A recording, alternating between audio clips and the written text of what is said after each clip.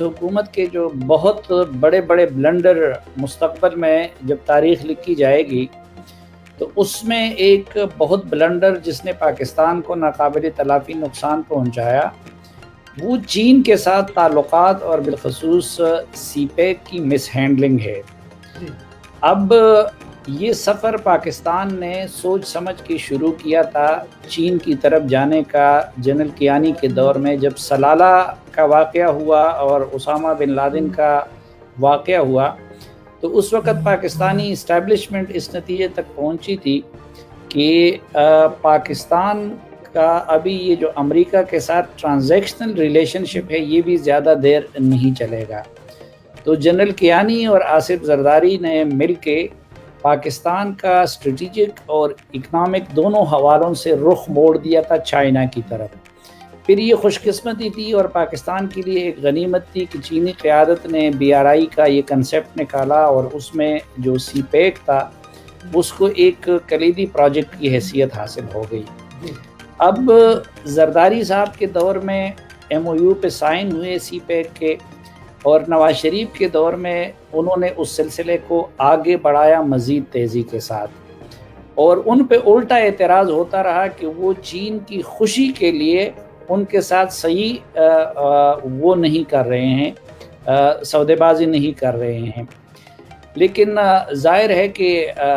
چین جیسے دوست کے ساتھ اس طرح کے معاملات میں ایک خاص حد سے زیادہ ریزننگ بھی نہیں کی جا سکتی۔ اب جب عمران خان صاحب آ گئے، میں نے ابھی ٹویٹ بھی کیا ہے کہ پتہ نہیں کہ وہ امریکی ایجنڈے کو آگے بڑھا رہے ہیں یا پھر یہ حد سے زیادہ نااہلی ہے، لیکن انہوں نے سی پیک جیسے پاکستان کے لیے زندگی اور موت کی حیثیت رکھنے والے پروجیکٹ کو بھی پشاور کا BRT بنا دیا۔ مثلا پہلا کام انہوں نے یہ کیا جس کی وجہ سے چینیوں کو ناراض ہونا چاہیے تھا کہ وہ اپنے سیٹ اپ میں ایسے لوگوں کو لے آئیں کہ جو یا امریکن سٹیزن تھے، IMF کے نمائندے سمجھے جاتے تھے، اور اب تو امریکہ کھل کے آ گیا ہے کہ وہ چین کو کاؤنٹر کرنا چاہتا ہے۔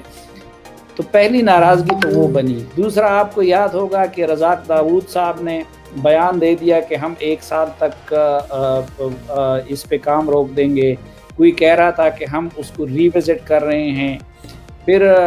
نواز شریف کی دشمنی میں یا شہباز شریف کی دشمنی میں یا احسن اقبال کی دشمنی میں کچھ وزراء نے اس میں کرپشن تک کے الزامات لگائے، حالانکہ وہ G2G پروجیکٹ تھے۔ تو ایک تو ان چیزوں سے یقیناً چین کو ناراض ہونا چاہیے تھا۔ پھر عمران خان صاحب جب امریکہ کے دورے پہ گئے تو شاید ان کی ایکسائٹمنٹ تھی، پہلی مرتبہ امریکی صدر سے مل رہے تھے، تو وہاں پہ بھی جس طریقے سے انہوں نے گفتگو کی تو اس سے بھی چینیوں کو یہ شک پیدا ہوا کہ شاید پاکستان ایک بار پھر ادھر جا رہا ہے۔ اب یہاں پہ جو انہوں نے تھا، آپ دیکھیں کہ پہلے اسد عمر صاحب ہینڈل کر رہے تھے، پھر خسرو بختیار کو دے دیا، اور پھر خسرو بختیار سے آ کے پھر سی پیک اتھارٹی بنا دی گئی۔ میری معلومات کے مطابق چینیوں کی خواہش تو یہ تھی کہ وہی میکینزم کنٹینیو رکھا جائے جو نواز شریف کے دور میں تھا۔ پھر سی پیک اتھارٹی کے لیے، اور یہ اس مصیبت کے سے بچنے کے لیے، کیونکہ وزراء نے چینیوں کا جینا دوبھر کر دیا تھا، تو آرمی لیڈرشپ نے کہا کہ سی پیک اتھارٹی بنا کے ایک ریٹائرڈ آرمی جنرل کے ذریعے وہ ون ونڈو آپریشن ہوگا اور یہاں سے وہ معاملات کو آگے بڑھائیں گے باقی وزارتوں کے ساتھ۔ لیکن ادھر عاصم باجوہ صاحب کے ساتھ آتے ہی وہ ایک تنازع شروع ہو گیا، اور چینی اس طرح کے تنازعات کو پسند نہیں کرتے۔ اب جب کہ امریکہ نے آنکھ کے پیر لی ہیں اور امریکہ ہمارے ساتھ بالکل کوئی انگیجمنٹ نہیں کر رہا، تو عمران خان صاحب پہ ابھی ہماری ملٹری اسٹیبلشمنٹ کے ساتھ یہ دباؤ ہے کہ وہ چینیوں کو راضی کر لے اور ان کے کنسرن کو دور کر لے۔ تو آپ نے دیکھا ہوگا کہ پہلے جب سی پیک اتھارٹی کا قانون بنایا جا رہا تھا تو سی پیک کے پروجیکٹس کو نیب کے اس سے ایگزمپٹ کرا دیا گیا، اور یہ آج بھی